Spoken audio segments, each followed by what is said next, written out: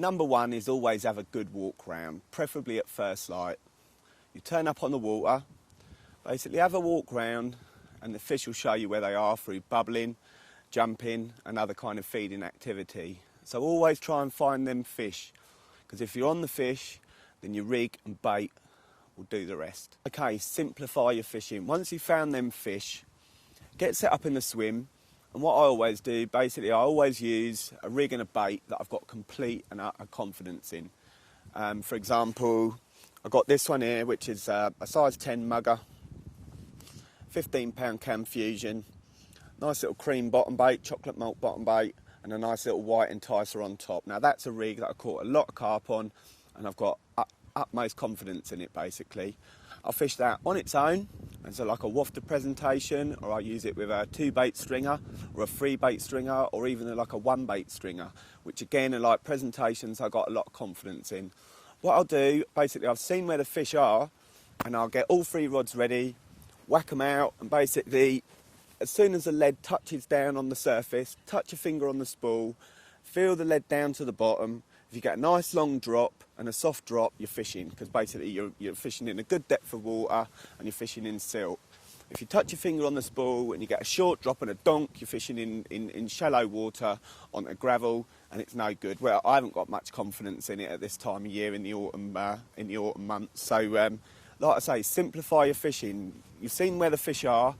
Get your baits out there. As long as you've got like a nice drop, you've got all 3 fishing across where the fish are feeding, and you're fishing, and basically you're going to get bites. Now, as far as baits are concerned, a lot of people often ask me when I'm doing my rotor over here, over at Sandhurst, they say, well, what bait's good over here, mate? Now, waters like this and other high-pressure Dagekit-type waters have pretty much seen every bait going. So they've seen every boilie going, things like hemp, tiger nuts, things like sweet corn are basically natural foods. As far as boilies go, they've seen everything. So I would always say use what you're confident in. Use any of the proprietary baits from any of the big bait companies, because they all work, because they're all good bait. And fishing with confidence. Another key point is adaptation. So there's no point tying up loads of super Fandango rigs, because they won't be any more effective than this simple rig that I'm about to show you. All you need to do, get yourself a size 8 quarter wide gate, good hook as I spoke about before. Nice length of 15-pound Sufix Cam Fusion, which is a blinding hook link. Strip off probably about 4 inches, something like that, because what you eventually want is like an inch of the exposed braid left over. Tie up a nice simple no-knot rig, so 1, 2, 3, 4, 5, 6, going up the shank, 7, that's one for luck, lucky number 7. Back through the eye, pull it tight, lovely. So bed it all down, get your puller, pull it nice and tight. Make sure the hair's leaving parallel with the hook shank. Now this is a rig I've caught a fair few carp on, including my biggest carp, a common carp called Charlie out of Frimley Pit 3 at 41 pound 4 ounce. So all you need to do then, after you tied your simple no-knot rig, is get like a 3mm length of 0.5mm silicone tubing. In this case, it's the Fox silicone tubing, because it's quite nice thick wool and it doesn't split. You feed that up the hook link, wet over the eye, like so, and you push it over the knot like that. And that's just about it. The hook that I used to actually catch Charlie was a Kamasan B775, which was a good hook, nice strong hook, good and sharp. But in recent years, my favourite hook has been a size 8 quarter wide gate, because it's just a blinding hook. It's lovely. So that's what you've got. That's your finished product. Now you can tie probably about 10 of those up in 10 minutes. I mean, I've just shown you how long that takes, and it don't take long at all. Now with this one, I could tie a hair in it, standard length hair, so that you basically, once you've mounted your bait, the bottom of your bait will be touching where the shank meets the bend. Okay, and that'll be like your standard bottom bait rig. You can fish that with a 2-bait stringer, a 3-bait stringer, 1-bait stringer, or like a little bag or something like that, or fish it as a single. You could lengthen the hair, basically fish it with a bottom bait and a little enticer on top, little grain of corn or something like that. You could shorten the hair slightly, so it's like very short hair, fish it with a pop-up and put a little shot on it. So I'll just show you a few variations on a theme. First one is with one of the new Sutton specials from my mate John Elmer at Scattered Baits. These are lovely. They're a milk protein bait, which I'm a real believer in. They've got a lovely fruit flavour in them and a nice fruity enhancer, and they just smell absolutely gorgeous. So I'm going to be fishing these alongside my my ever trusted Tutti Fruities this winter, and I'm expecting them to do quite well, to be honest with you. And there we go. Let's just pop that on there. Get ourselves a little boilie stop, if I can find one. Put that through the loop. I wish I had nails sometimes. It's incredibly difficult for me sometimes.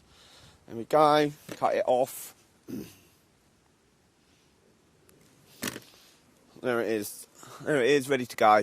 Bottom bait presentation. Now, that, as near as damn it, is what I caught Charlie on. So, you've got basically the top of your bait touches where the straight shank meets the bend of the hook, and I've always found that to be a good length of hair. So like I said, you can fish that with stringer, little bag, something like that. Put that out there and that'll always catch you a fish. Right, alternatively, you can make the hair like a little bit shorter.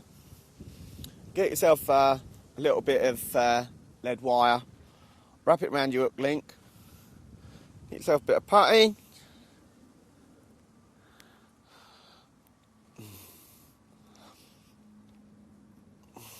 Mould that round the hook link quite nicely like that.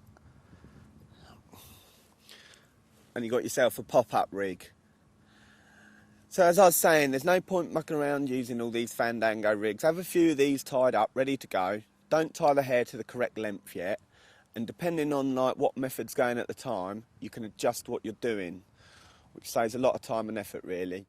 Another good tip to simplify your fishing and make it nice and easy is to tie a figure-of-8 loop knot in your hook link for when you want to change over hook links instead of having to tie a knot. So if you have a fish or you want to change hook link, all it is, it's just a matter of putting your figure-of-8 loop through your swivel, like so. Get your bait and your hook, feed it through the loop, pull it all tight, and it's on there and you're fishing, so you're sorted. Another key point is preparation. As I've already touched upon in this chat, have a few rigs ready to go, so that if you do get a fish, you can quickly change hook links if your hook's blunt. And also have a few like little bags or stringers ready tied up so you can quickly hook them on and get your bait back out there and catch another. Another one is never going too heavy on the bait.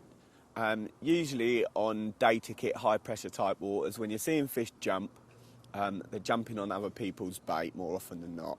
So there's no point introducing too much bait to begin with because you might overfeed the swim. What I tend to do is always go for the one bite at a time philosophy. I mean, I'd rather catch one fish than no fish at all. So once I've had one bite, then I'm looking to get another bite straight after. So that's why I always use like the single hook bait approach and the little bags and stringers approach, because I'm always fishing for that one bite. If I get one, then I'll get the bait back out there and I'll hopefully catch another. Always do your homework before you set off fishing. I mean, if you can get an idea of the lake's topography, where the deep areas are, where the shallow areas are and all of that kind of thing, then so much the better. As I said, always have a walk round, have a chat to the anglers that are fishing, ask them if they've had anything, but obviously don't punish them too much. And most people are like quite friendly and will tell you what they've caught and all that kind of thing. So you can build up a picture of where the fish are and what's been caught and really where you should be fishing. Never go too much on what's like been said on the internet, because a lot of that stuff's old hand information, and it won't be all that helpful. Another one, don't take too much bait with you. Like with me, I know what works, and I know what I've got confidence in, so there's no point me bringing every pot of hook baits that I own, because some of them won't be appropriate for the fishing situation. So I've got my like little pot of sweet ones, my sweet pop-ups. I've got my little pot of savoury pop-ups. They're all mixed up flavours in there, but it doesn't matter. And I've got my little pot of plastics. And then I take along like a few boilies. In this case, it's the old Sutton Specials from my mate Johnny Elmer. Little bag of crumb. And basically that'll do me. You know, I can turn that in, I can use them as stringers. I can grind them up with the old quarter crusher, turn them into like little PVA bags, and that's enough for a session. Always be prepared to move. I mean, if you ain't on the fish, if you can't get on the fish, and the fish are kind of like out up the other end and that kind of thing, go and have a chat with matey, find out when he's going, and then ask him if you can move in there after he goes, if he's going, like, for example, the next morning. So the moral of the story is don't take too much gear along, because if you've got like a massive great bivvy, no disrespect to anyone who's got massive great bivvies, and all your gear and all your kit with you, you're not going to be all that willing to move. And I've seen people, especially over here, and like they basically set up, put out 5 key of bait, the fish are up the other end, and I said to the guy, mate, you want to be up the other end there? And he said, no, I'm just going to sit here. I put a lot of bait out there, and hopefully they'll move on to it. And more often than not, they don't move on to it. So there's been so many times, especially over here, that I've been, say, fishing along the road bank, something like that, and I've seen fish boshing up here behind, like, number 19, move round, cast out, and had a fish within 10 minutes, something like that. So always bear in mind that you should be mobile on waters like this. And if the opportunity presents itself to get bang on the fish as opposed to near them, then move.